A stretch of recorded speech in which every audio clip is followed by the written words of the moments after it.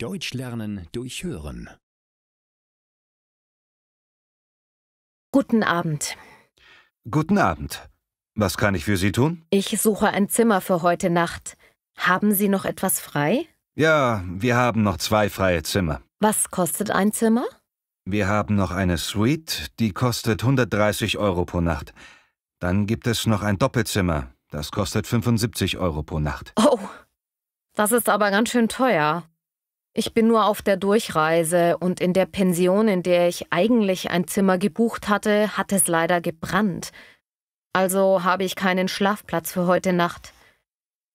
Können Sie eventuell noch etwas am Preis machen? Ich kann Ihnen das Doppelzimmer für 60 € pro Nacht anbieten.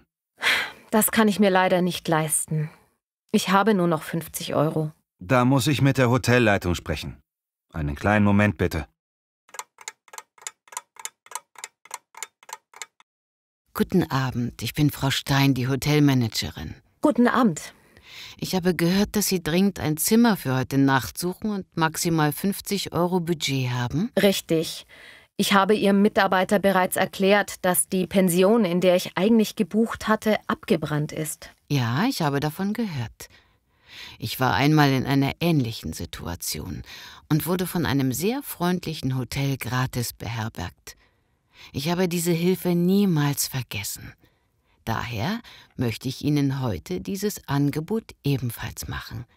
Wenn Sie möchten, können Sie kostenlos bei uns übernachten. Das Abendessen und das Frühstück gehen ebenfalls aufs Haus. Was? Ich weiß gar nicht, was ich sagen soll. Vielen Dank, würde vollkommen reichen. Vielen Dank. Dann kommen Sie mal mit. Ich zeige Ihnen Ihr Zimmer.